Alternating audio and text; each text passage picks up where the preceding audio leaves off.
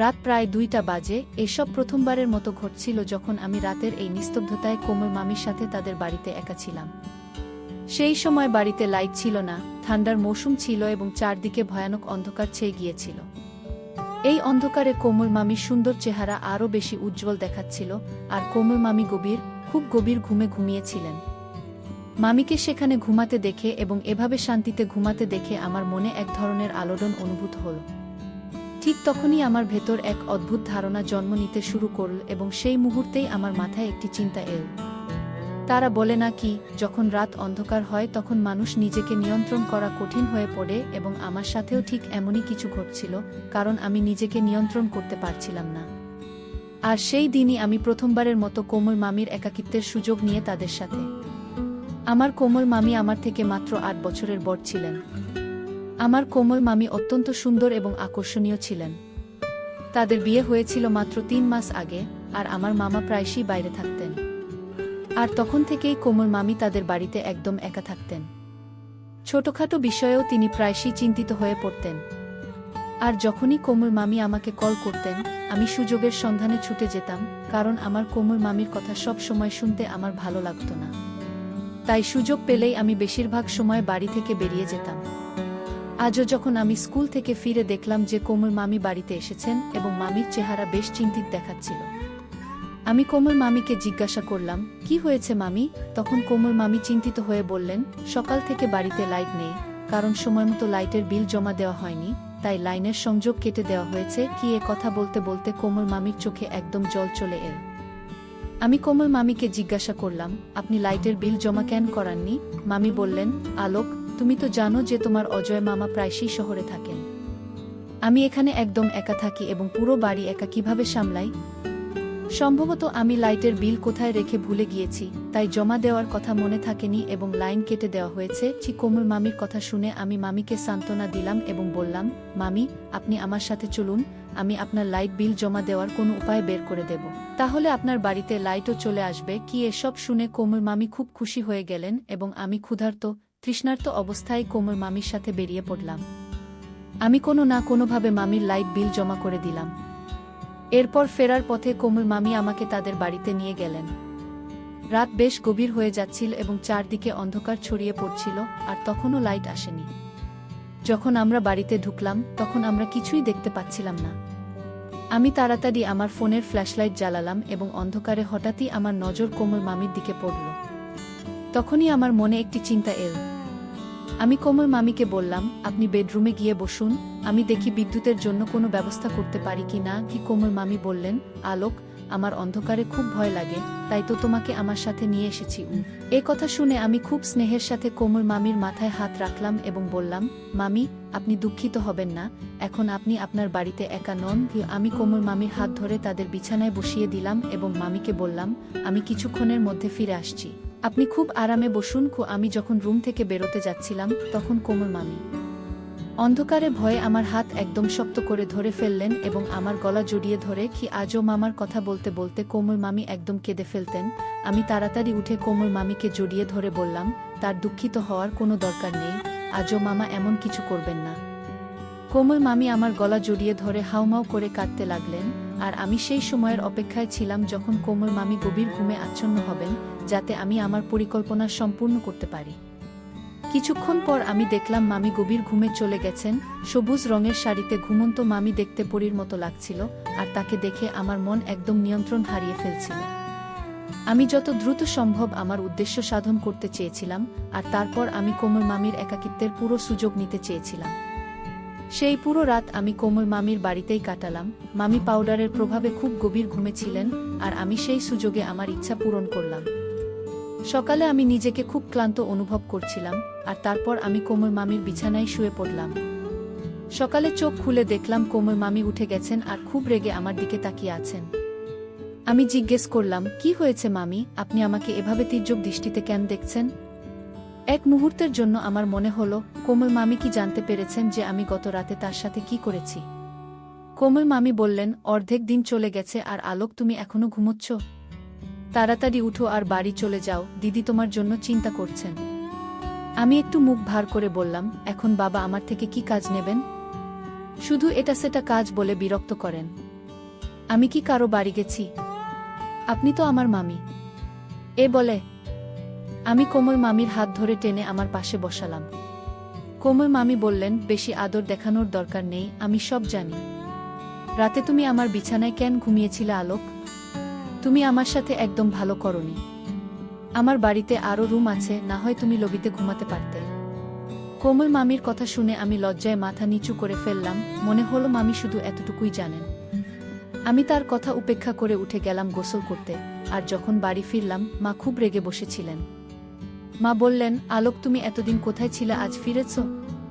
আমি মাকে বললাম, কোমল মামি অন্ধকারে খুব ভয় পেয়েছিলেন, তাই বাড়ি আসিনি। এখন সকালে মামির বাড়িতে লাইট চলে এসেছে, এখন কোমল মামি আর দুঃখিত হবেন না। মা বললেন, আলোক তোমার কোমল মামির ছোট ছোট বিষয় নিয়ে দুঃখ করার অভ্যাস হয়ে গেছে। কোমল মনে করেন আজও ভাইজা মুম্বাই যে আরেকটি বিয়ে করেছেন। কবে যে কোমলের এই সন্দেহ করার অভ্যাস ছাড়বে? কোমলের স্বামী আজও মুম্বাইয়ে টাকা কামানোর জন্য এত পরিশ্রম করেন, আর কোমল চান তার স্বামী সবসময় তার সাথে ফোনে লেগে থাকুক। মা কোমল মামির আচরণে খুব অভিযোগ করতেন, আর আমি মায়ের কথা শুনে শুধু মাথা নাড়ছিলাম। এমনি করে 3 দিন কেটে গেল, আর আমার আবার কোমল মামির বাড়ি যাওয়ার কোনো উপায় হচ্ছিল না। আমার মন খুব খারাপ ছিল যে কিভাবে মামির বাড়ি যাব। তারপর 3 দিন পর যখন আমি বন্ধুদের বাড়ি থেকে ফিরছিলাম, দেখলাম মা চিকেন বানাচ্ছেন।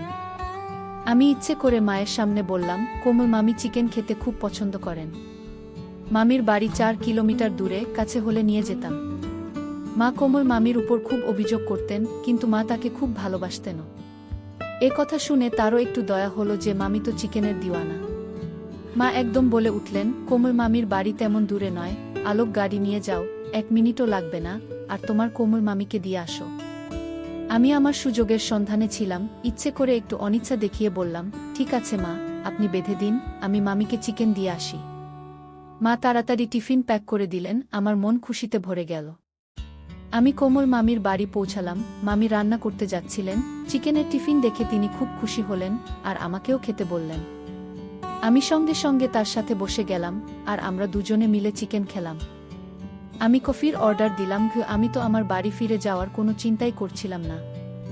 বেশ কিছুক্ষণ পান করার পর আমরা মোবাইলে গেম খেলা শুরু করলাম। আমি ফোন করে মাকে বলেছিলাম যে কমল মামি আমাকে জোর করে তার বাড়িতে আটকে রেখেছে, যদিও কমল মামি আমার সাথে এমন কোনো কথা বলেনি।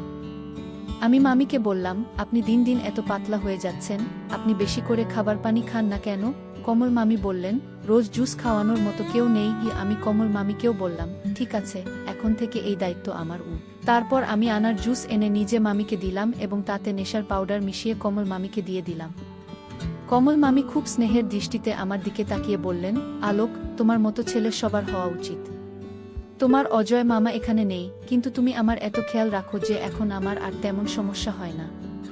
নইলে আমি বসে বসে ভাবতাম, তোমার মামা ছাড়া আমার সময় কিভাবে কাটবে। কি মামির কথা শুনে আমি হালকা করে হেসে দিলাম। কমল মামি কি জানতেন যে আমার এই সাহায্যের পিছনে কি উদ্দেশ্য লুকিয়ে আছে? আমি তো সবসময় সুযোগের খোঁজে থাকতাম। কমল মামি যখন সেই জুস খেলেন, যাতে আমি নেশার পাউডার মিশিয়েছিলাম, কিছুক্ষণ আমরা মোবাইল চালালাম। তারপর মামি তার রুমে গিয়ে খুব গভীর ঘুমিয়ে পড়লেন। আর আমি আবারও সুযোগ পেয়ে গেলাম। আমি সারা রাত সেই সুযোগের পুরো ব্যবহার করলাম। সকালে খুব ক্লান্তি অনুভব করায় আমি শুয়ে পড়লাম। তখন কমল মামির সেই আগের কথা মনে পড়ল। আমি ইচ্ছে করে সেখান থেকে উঠে নিচে চাটাই পেতে শুয়ে পড়লাম, যাতে কমল মামির কোনো সন্দেহ না হয়। পরের দিনও আমি সকালে অনেক দেরি করে উঠলাম। যখন উঠলাম, কমল মামিও আমার সাথে উঠে পড়লেন। মামি বললেন, আলোক, তুমি রাত এখানে আমার বাড়িতেই কাটিয়ে দিয়েছ? তোমার মা খুব চিন্তিত হবেন। আমি বললাম, না মামি, আমি মাকে ফোন করে বলেছি, তাদের কোনো টেনশন নেই। মা নিশ্চিন্তে বাড়িতে আছেন। আমি বললাম, আপনার কারো সঙ্গ পাওয়া গেছে? নইলে মা সবসময় এই ভেবে দুঃখিত থাকতেন যে কমল একা বাড়িতে কিভাবে সময় কাটাচ্ছেন। দুপুরের দিকে প্রায় 1টার সময় আমি বাড়ি ফিরে এলাম। মা আমাকে বললেন, আলোক, তুমি তোমার পড়াশোনায়ও একটু মন দাও, নইলে তুমি তোমার কমল মামির চাকর হয়ে যাবে, আর তোমার পুরো জীবন নষ্ট হয়ে যাবে। আমি মাকে বললাম, মা, আপনি কি ধরনের কথা বলছেন? সে আপনার ভাইয়ের স্ত্রী, গরিব, একা থাকেন। যদি আমরা মামির কিছু কাজে লাগতে পারি, তাতে কি ক্ষতি? এখন আমি ঠিক করেছি যে আমি প্রতিদিন রাতে কমল মামির বাড়ি যাব, যাতে তার পাশে থাকতে পারি। আশেপাশের প্রতিবেশীরা বলেছে যে এখন কমল মামির গ্রামে অনেক চুরি হচ্ছে। আমার কথা শুনে মা আরও দুঃখিত হলেন এবং আমাকে বললেন, আলোক, ঠিক আছে, তুমি রোজ রাতে তোমার কমল মামির বাড়ি যাও, কিন্তু সকালের সময়মতো ফিরে আসবে। তোমার স্কুলের ছুটিতে তোমার বাবা খুব রেগে যান। আমি মাকে প্রতিশ্রুতি দিলাম যে আমি সকালের সময়মতো বাড়ি ফিরে আসব অথবা কমল মামির বাড়ি থেকে সরাসরি স্কুলে চলে যাব, তাহলে পড়াশোনারও ক্ষতি হবে না। আমি কমল মামির মাথায়ও এই কথা ভালো করে ঢুকিয়ে দিয়েছিলাম যে তার গ্রামে এখন লুটেরা চোর বেশি ঘুরছে। আমি তাকে এমন কিছু গল্প শুনিয়েছিলাম যাতে কমল মামিও খুব ভয় পেয়ে গিয়েছিলেন। আমি প্রতিবার আনার জুস নিয়ে কমল মামির বাড়ি পৌঁছে যেতাম, নিজে সেই জুসে নেশার পাউডার মিশিয়ে তাকে দিতাম, এবং তারপর কমল মামি গভীর ঘুমে পড়লে আমি আমার সুযোগের সদ্ব্যবহার শুরু করতাম। এখন আমি আমার এই কাজে খুব খুশি ছিলাম। আমি খুব সহজেই কমল মামিকে বোকা বানিয়ে দিতাম। মামি এখন প্রতি রাতেই আমাকে তার বাড়িতে থাকতে বলতেন, এবং এখন মায়েরও কোনো টেনশন ছিল না, কারণ আমি নিয়মিত স্কুলে যেতে শুরু করেছিলাম। কিন্তু এটা আমার জন্য খুব কঠিন হয়ে পড়ছিল যে রাতে এত পরিশ্রমের পর আমাকে সকালে খুব তাড়াতাড়ি উঠতে হতো। একদিন কোনোভাবে কমল মামির আমার উপর সন্দেহ হলো। সেই রাতে আমি জুস নিয়ে মামির রুমে গেলে কমল মামি বললেন, আলোক, আমার এখন কিছু অদ্ভুত লাগছে। মনে হচ্ছে আমি রাতে নেশার অবস্থায় খুব গভীর ঘুমে পড়ে যাই এবং একবারও রাতে উঠি না, যদিও আগে এমন হতো না। আর আজ দুপুরে সাফাই করার সময় যখন আমি ডাস্টবিনে আবর্জনা ফেলতে গেলাম, তখন আমি এমন একটি প্যাকেট পেলাম যা দেখে আমি হতবাক হয়ে গেলাম। কমল মামির কথা শুনে আমার শরীরের রক্ত যেন জমে গেল। যখন ওটা শুরু হলো, আমি একদমই বুঝে গেলাম চাচি কি দেখেছেন। কিন্তু তবুও আমি নাদান সাজার নাটক করলাম এবং কমল মামিকে জিজ্ঞাসা করলাম, মামি, কি হয়েছে? আপনি এমন কি দেখেছেন যা আপনাকে চিন্তায় ফেলেছে? প্রথমে কমল মামি তীর্যক দৃষ্টিতে আমাকে দেখলেন, তারপর নাসূচক মাথা নাড়লেন, যেন এমন কিছুই হয়নি। আমি আবার জিজ্ঞাসা করলাম, মামি, কি হয়েছে? আপনি কি পেয়েছেন? কিন্তু মামি বললেন, ছেড়ে দাও, এটা তোমার বোঝার মতো নয়। তুমি এখনও একদম ছোট বাচ্চা। কি এ বলে কমল মামি আনারসের জুসের গ্লাস শেষ করে ফেললেন এবং আমার সাথে কথা বলতে শুরু করলেন। আমি মনে মনে খুশিতে ফুলে উঠলাম। কোমল মামিও আমাকে ছোট বাচ্চাই ভাবছিলেন, অথচ আমি প্রতি রাতেই তার জুসে ঘুমের ওষুধ মিশিয়ে দিচ্ছিলাম এবং তার সুযোগ নিয়ে আমার খেলা খেলছিলাম। কিছুক্ষণ পর কোমল মামি আবার ঘুমিয়ে পড়লেন এবং আমি আমার কাজে মগ্ন হয়ে গেলাম। এসব করতে আমার প্রচুর মজা লাগছিল। আমি কখনো ভাবিনি যে এত সহজে সব পেয়ে যাব। কোমল মামি সম্পূর্ণ আমার জালে আটকে গিয়েছিলেন। তিনি কখনো আমার উপর সন্দেহ করেননি আর বুঝতেও পারেননি যে আমি তার জুসে ওষুধ দিচ্ছি। কিন্তু একদিন কোমল মামি বললেন, দুপুরে পাশের আঁটি এসেছিলেন, তিনি খুব অদ্ভুত কথা বলছিলেন। আমার তো তার কোনো কথাই ঠিকমতো বোঝা যাচ্ছিল না। কি কোমল মামির কথা শুনে আমি হতভম্ব হয়ে বললাম, কোনো আঁটি এসেছিলেন? তিনি কি বলছিলেন? কোমল মামি বললেন, সে আঁটি বলছিলেন যে রাত 1-2টায় আমাদের বাড়ির জানালা দিয়ে তিনি কিছু অদ্ভুত দেখেছেন। তার মনে হচ্ছে আমাদের বাড়িতে কোনো ছেলে এসেছিল। কি কোমল মামির কথা শুনে আমার হুঁশ উড়ে গেল, কারণ গতরাতে আমি আমার বন্ধুদের কোমল মামির বাড়িতে ডেকেছিলাম এবং সবাই মিলে তার ঘুমের পূর্ণ সুযোগ নিয়েছিলাম। আমার জানা ছিল না যে কোমল মামির কোনো নতুন পাড় প্রতিবেশী আঁটি এত রাতেও তার বাড়ির দিকে তাকিয়ে থাকবেন। কিন্তু এখন ধরা পড়ার ভয়ে আমি কোমল মামিকে বললাম, আপনি আশেপাশের মহিলাদের বাড়িতে আসতে দেবেন না। আঁটি জানেন আপনি বাড়িতে একা থাকেন, তাই এমন কথা বলছেন।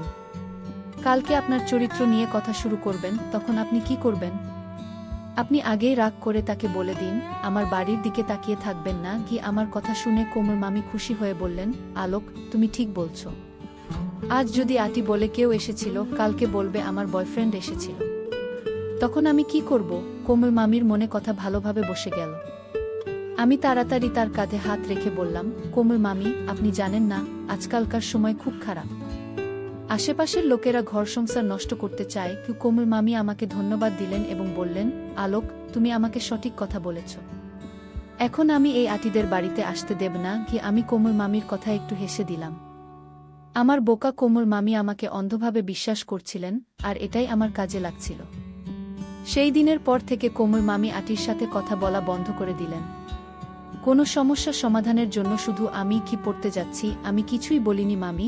আমি আমার বন্ধু রোহনের সাথে পরীক্ষার প্রস্তুতি নিতে চেয়েছিলাম। তখনই কোমল মামি আমাকে জোরে একটি চড় মেরে বললেন, আলোক, আমি নিজের চোখে সব দেখেছি। তুমি তোমার বন্ধু রোহনের সাথে মিলে মদ্যপান করছিলে।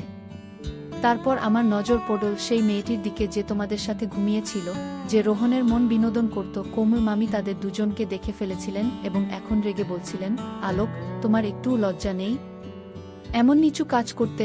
কোমল মামির কথা শুনে আমি লজ্জায় মাথা নিচু করে ফেললাম। কোমল মামি আমাকে আরও একটি চড় মেরে বললেন, কিছুটা লজ্জা করো আলোক, তুমি এখনই এমন ভুল পথে চলতে শুরু করেছ। আমার পূজা দিদি কাজ করে তোমার স্কুলের ফি জমা দেয়, আর তুমি এমন সব নিচু কাজ করছো। তোমার বাবা মা তোমার জন্য কত কষ্ট করেন, তুমি তাদের এমন প্রতিদান দিচ্ছ। এখনই পূজা দিদিকে ফোন করে সব বলবো। কোমল মামির কথা শুনে আমি আর মুখ দেখানোর মতো থাকলাম না।